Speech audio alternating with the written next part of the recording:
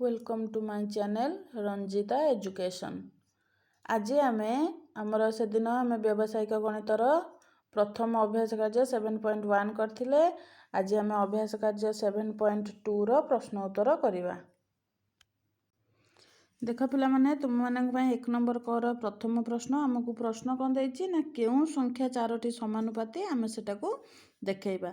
अच्छा समानुपाती कोन माने एई दुईटी संख्या भितर आमे अनुपात चिन्ह दबा पुणी एई दुईटी संख्या भितर आमे अनुपात चिन्ह दबा। जदि एपटर संख्या सेपटर संख्या सहित समान हुए ताहले ताकू आमे समानुपाती बोली कहिबा। समानुपातीर अर्थ समान।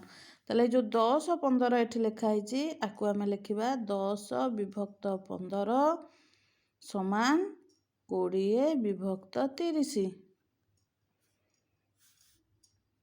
इम्प्लाइज 5 रे काटिले आमे 5 दुने 10 5 3 15 एटाकू जदि 10 रे कटेबा 10 दुने 20 10 3 30 ताल देख वर्तमान एपट्रे 2/3 इज इक्वल टू एपट्रे मध्य 2/3 ताले एटाकू आमे समानुपाती बोली कहि परिबा। ताले एटिकू आमे समानुपाती बोली कहि परिबा हला। तापर आसीबा आमे ख नंबर प्रश्न को। ख नंबर प्रश्न कोन देला 15 20 आउ 3 5 एटाकू भी ठीक से भली भाबे करिबा। 15 विभक्त 20 समान 3 विभक्त 5 इम्प्लाइज आमे जदि याकू 5 रे कटेबा 5 3 15 5 चो 20 देख एपटरे हला 3 विभक्त 4 एपटरे केते हला 3 विभक्त 5 3 विभक्त 4 3 विभक्त 5 सहित समान की समान नुहे। ताले एठी हमें कौन लिखिबा समानुपाती नुहे समानुपाती नुहे ठीक अछि। तापरे एटिकू एटिकू भी मध्य हमें सही भली करबा। ग नंबर 35 विभक्त 30 समान 105 विभक्त 120 आमे जदि एटिकू 5 रे कटेबा 5 7 35 5 16 30 तापरे एटाकू 15 रे कटेले 15 7 105 15 8 120 ताल देखो सेपटरे 7/6 एपटरे 7/8 ए दुईटी समान की समानुपाती नुहे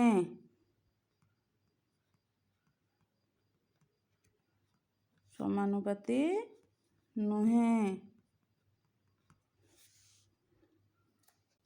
एबे देखिबा आमे घ नंबर 18 20 90 4 देख 18 विभक्त 20 90 विभक्त 4 को आमे कटेले सेटा भी मध्य समानुपाती हेउ नाही। तापरे उ नंबर देखिबा 54 72 81 108 एटाकू देख 6 रे कटेले 6 नुआ 54 6 रे कटेले 12 16 72 एटाकू 9 रे कटेले 9 नुआ 81 12 नुआ 108 एटा समानुपाती अटे। तापरे 6 नंबर देखिबा 15 18 10 20 15 18 को आमे जदि 3 रे कटौजंती 3 5 15 318 एटाकू 5 रे कटेले 5 दुने 10 5 चो 20 एटा भी समानुपाती नुहे।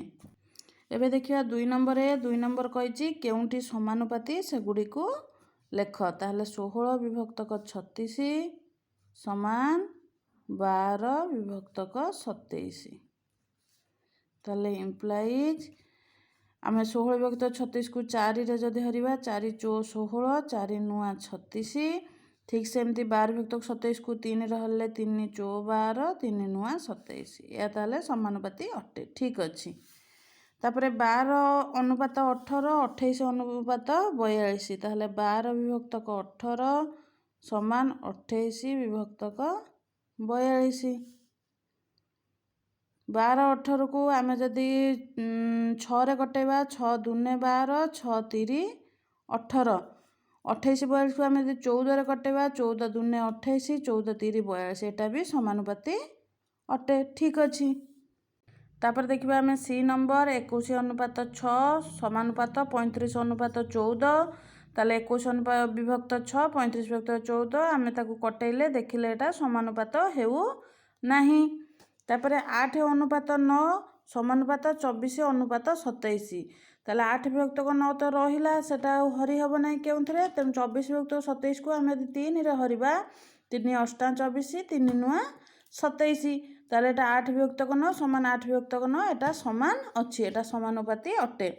ତାପରେ ଆମେ ଦେଖିବା 15 ଅନୁପାତ 18 ସମାନୁପାତ 10 ଅନୁପାତ 15 ତାହେଲେ ଏଟାକୁ ଆମେ ଦେଖିବା ଯେ 15 ବିଭକ୍ତକ 18କୁ ଆମେ ଯଦି 3ରେ କଟାଉଛନ୍ତି 3 5 15 3 16 18 ପୁଣି 10 ବିଭକ୍ତ 15କୁ 5ରେ କଟାଇଲେ 5 2 10 5 3 15 ଏଟା ବି ସମାନୁପାତି ହେଉ ନାହିଁ। ତାପରେ ଆମେ ଦେଖିବା 3 ନମ୍ବରରେ ବି ମଧ୍ୟ ଆମର ସମାନ କଥା କହିଛି ଯେ କେଉଁଠି ସମାନୁପାତି ଯୋଡ଼ି ତାକୁ ଦେଖାଅ। ତାହେଲେ 99 କିଲୋଗ୍ରାମ 45 କିଲୋଗ୍ରାମ 44 ଟଙ୍କା 20 ଟଙ୍କା ତାହେଲେ 99 ବିଭକ୍ତକ 45 ସମାନ 44 ବିଭକ୍ତକ 20 ଦ୍ୟାଟ୍ ଇମ୍ପ୍ଲାଇଜ୍ ଆମେ ଯଦି ଏହାକୁ 9ରେ କାଟିବା 11 ନୂଆ 99 9 5 45 11 ବିଭକ୍ତକ 5 ସମାନ ଏଇଟିକୁ ଯଦି ଆମେ 4ରେ କଟେଇବା 11 44 4 5 20 ତାହେଲେ 11 ବିଭକ୍ତକ 5 ସମାନ 11 ବିଭକ୍ତକ 5 ଏଟା ସମାନୁପାତି ଅଟେ। ସେହିପରି ଭାବେ ଆମେ 3 ନମ୍ବର ବି ଦେଖିବା। 3 ନମ୍ବର ବି କ'ଣ ଦେଇଛି 32 ମିଟର 64 ମିଟର 6 ସେକେଣ୍ଡ 12 ସେକେଣ୍ଡ ତାକୁ ଆମେ ସମାଧାନ କଲେ ଏଇଟା ସମାନୁପାତି ହେଉଛି। ତାପରେ ଆମେ ସି ଦେଖିବା। ସିଟା ମଧ୍ୟ 40 ବିଭକ୍ତକ 200 ସମାନ 15 ବିଭକ୍ତକ 75 ଏଇଟିକୁ ମଧ୍ୟ ସମାଧାନ କଲେ ଏଟା ବି ସମାନୁପାତି ହେଉଛି। ତାପରେ ଆମେ ଦେଖିବା ଡି ନମ୍ବର ଆମର 45 60 12 15 এইটুকু ଆମେ ଯଦି ସମାଧାନ କରୁଛନ୍ତି ଆମେ ଦେଖୁଛନ୍ତି ଏଇଟି ସମାଧାନ ହେଉନାହିଁ ଅର୍ଥାତ୍ ସମାନୁପାତି ହେଉନାହିଁ। ଗୋଟେ ପଟେ 3 ବିଭକ୍ତକ 4 ହେଲେ ଅନ୍ୟ ପଟଟିରେ 4 ବିଭକ୍ତକ 5 ତେଣୁ ଏଠି ଆମର ଏ ବି ସି ତିନୋଟି ଯାକ ସମାନୁପାତି ଅଟନ୍ତି ମାତ୍ର ଡି ଆମର ସମାନୁପାତି ନୁହେଁ। ବର୍ତ୍ତମାନ ଆମେ 4 ନମ୍ବର ପ୍ରଶ୍ନ ଦେଖିବା। 4 ନମ୍ବର ପ୍ରଶ୍ନ ଦେଇଛି ହରିରାମ ପାଖରେ ଥିବା କୋଳିର ଅନୁପାତ 4 ଅନୁପାତ 5 ଦୁହିଁଙ୍କ ପାଖରେ ଯଦି ମୋଟ 63ଟି କୋଳି ଥାଏ ତାହେଲେ କାହା ପାଖରେ କେତେ କୋଳି ଅଛି। ତେଣୁ ଆମେ ପ୍ରଥମେ ଲେଖିନେଲେ ହରିରାମର କୋଳିର ଅନୁପାତ 4 ଅନୁପାତ 5 ହରିର କୋଳି ସଂଖ୍ୟା ହେଲା ଆମର 4x ରାମର କୋଳି ସଂଖ୍ୟା ହେଲା 5x ଦୁହିଁଙ୍କର କୋଳିକୁ ମିଶାଇ ଦେଲେ 4 5 ମିଶିକି ହେଲା 9x ତାହେଲେ ଆମକୁ ପ୍ରଶ୍ନରେ କ'ଣ ଦେଇଛି ନା ଏଇ 9x ହେଉଛି 63 ତାହେଲେ x କେତେ ଏପଟରେ ଯେହେତୁ 9ଟା ଗୁଣା ହେଇକି ଥିଲା ଆର ପଟକୁ ଆସିଲେ ହରଣ ହେଇଗଲା ତାହେଲେ ଏଟା ହେଇଗଲା x ହେଇଗଲା 7 9 7 63 ତାହେଲେ 4x କେତେ 4 ଗୁଣନ 7 28ଟି ହେଲା ହରିର କୋଳି ସଂଖ୍ୟା 5x ସମାନ 5 × 7 35 ହେଲା ରାମର କୋଳି ସଂଖ୍ୟା।